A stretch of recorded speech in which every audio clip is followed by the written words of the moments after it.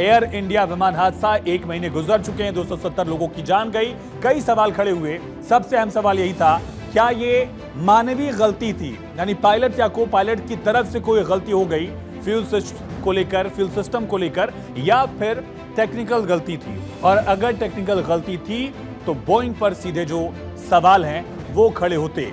लेकिन इन सब के बीच सबसे अहम एक बदलाव दिख रहा है, जो FAA की तरफ से 2018 में कहा गया था कि इसको लेकर, इस फ्यूल स्विच ऑफ को लेकर सुझाव दिया गया था, वो सुझाव बदल दिया गया है। 7 साल के अंदर कैसे बोइंग के लिए स्टैंड जो है FAA का बदला है, ये बड़े सवाल खड़े कर रहा है।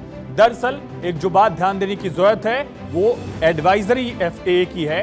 कैसे 7 साल में अंतर आया है, सबसे पहले ये समझते हैं। 2018 का स्टेटमेंट, 2025 में क्या बदलाव हुआ? 18 में कहा था कि फ्यूल कंट्रोल स्विच के लॉकिंग फीचर में संभावित समस्या की आशंका है। एडवाइजरी थी, आदेश नहीं था। लेकिन अब कहा गया है कि बोइंग विमानों का फ्यूल स्विच लॉक जो है सुरक्षित है। इस पर जब सवाल उठे, कहा गया कि 2018 में इसको लेकर हिदायत दी गई थी। अब जो है FAA अपना बयान बदल रहा है। ये अमेरिका में एविएशन एडमिनिस्ट्रेशन की तरफ से बदलाव। कहा गया कि बोइंग ड्रीमलाइनर विमान के फ्यूल कंट्रोल स्विच का लॉकिंग फीचर निष्क्रिय होने की आशंका है। अब कहा गया है सफाई में कि कंट्रोल स्विच का डिजाइन, लॉकिंग फीचर समेत विभिन्न बोइंग विमानों के मॉडल समान है। एक बहुत बड़ा अंतर, जमीन आसमान जितना अंतर।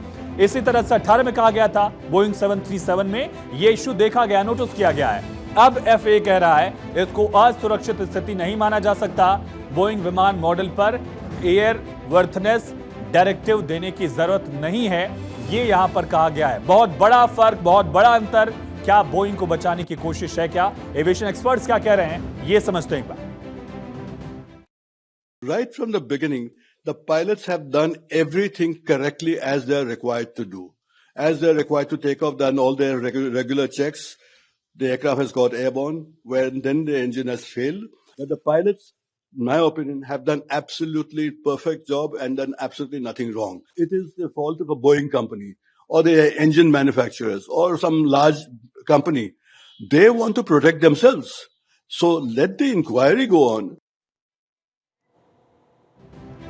तो क्लियर है कि FAA के स्टैंड में बड़ा बदलाव, जमीन आसमान जितना फर्क दिख रहा है, और एविएशन एक्सपर्ट्स भी इसी तरफ इशारा कर रहे हैं। शुरुआत में जब यह रिपोर्ट आई थी उस वक्त पायलट्स एसोसिएशन की तरफ से भी नाराजगी जाहिर की गई थी।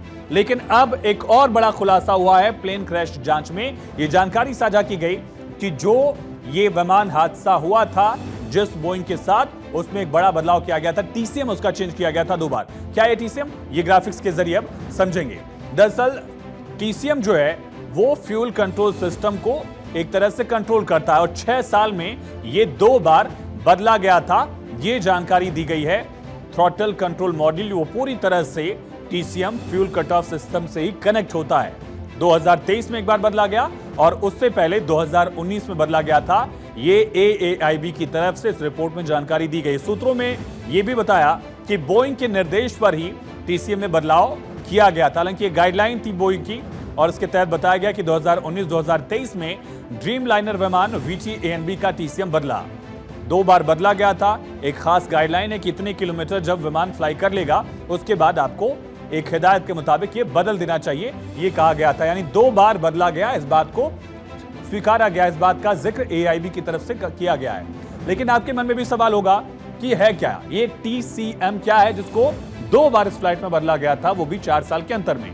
थ्रॉटल कंट्रोल मॉड्यूल आखिर क्या है, इस पर एक नजर। ये पूरी तरह से कनेक्ट होता है फ्यूल सिस्टम से। ये एक महत्वपूर्ण फ्लाइट सिस्टम है दरअसल, जो फ्यूल सिस्टम को कनेक्ट करता है, कंट्रोल करता है। फ्यूल जाएगा नहीं जाएगा वो थ्रॉटल की तरफ से दरअसल कंट्रोल किया जाता है। इस सिस्टम के जरिए ही कंट्रोल किया जाता है, और इसी का पूरा रोल होता है। फ्यूल कंट्रोल स्विच भी इसी के अंदर शामिल होते हैं। एक ऐसा मॉड्यूल है जिसमें कई फीचर्स होते हैं, लेकिन उसका सबसे मेन पार्ट जो है वो फ्यूल कंट्रोल स्विच को भी कंट्रोल करने का होता है। और इसको 2 बार बदला गया, 2019 में, 2023 में।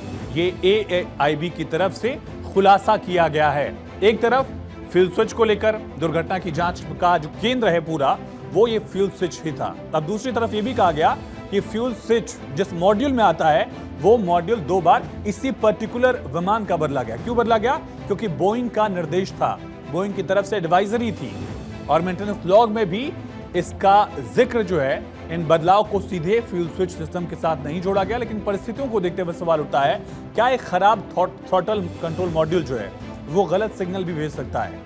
क्या एक खराब टीसीएम जो है वो फ्यूल सिस्टम को प्रभावित कर सकता है?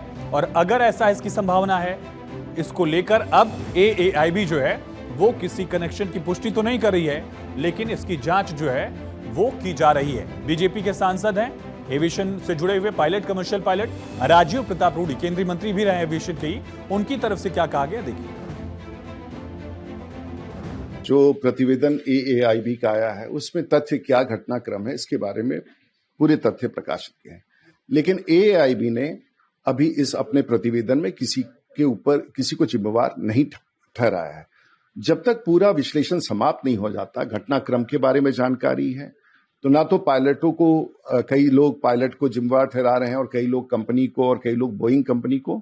मुझे लगता है कि कुछ अंश अभी भी छूटा है और AAIB मुस्तैदी से इस कार्य को करके हमारे समक्ष जरूर लाएगा कि आखिर इसके लिए जिम्मेवार कौन था। तो थोड़ा वक्त और लगेगा और मैं समझता हूं कि प्रारंभिक प्रतिवेदन से और कोई अनुमान लगाना उचित नहीं होगा।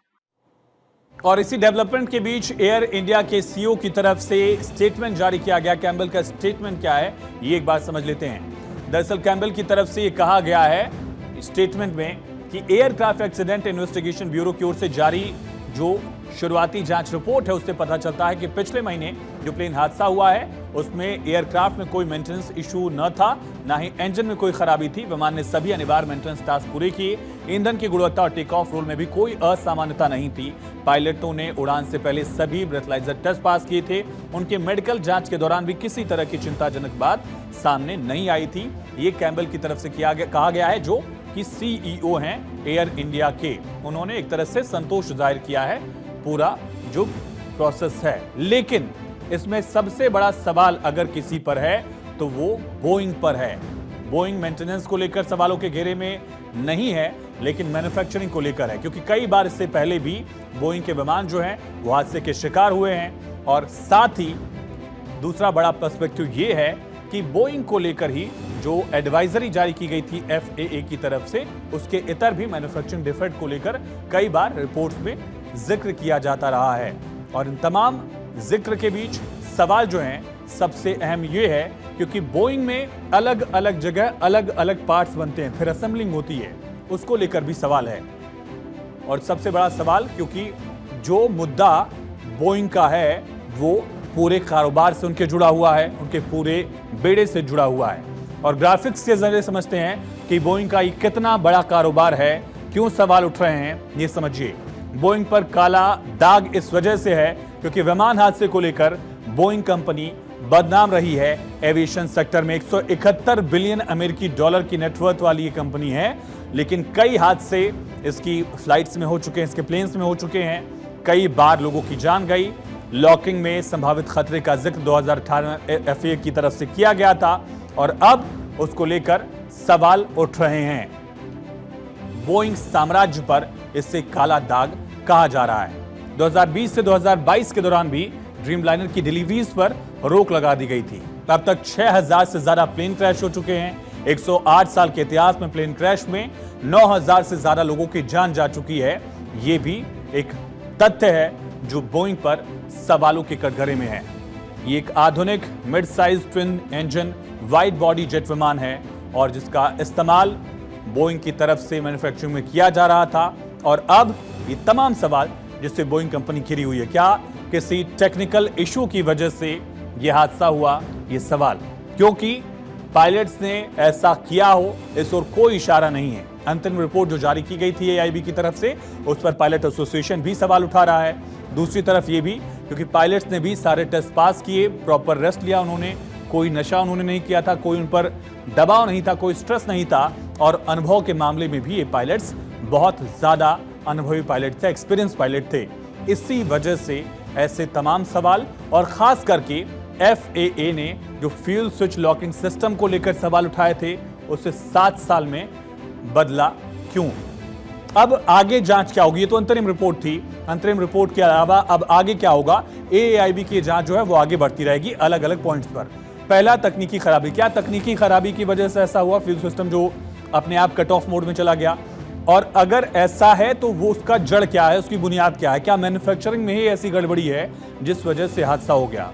तीसरा पर्सपेक्टिव जिसकी संभावना कम है, मानवीय भूल की, किसी ह्यूमन एरर की वजह से ऐसा हुआ, इसको लेकर भी जांच की जाएगी। लेकिन सबसे अहम इसमें फ्यूल कट ऑफ सिस्टम को लेकर ही जांच पड़ताल है और उसमें भी टेक्निकल इशू और मैन्युफैक्चरिंग इशू को लेकर दोनों पहलुओं पर अब एएआईबी की जांच जो है वो धीरे धीरे आगे बढ़ेगी। हालांकि जांच में बोइंग से जुड़े अधिकारी भी शामिल थे, एविएशन एक्सपर्ट्स भी शामिल थे।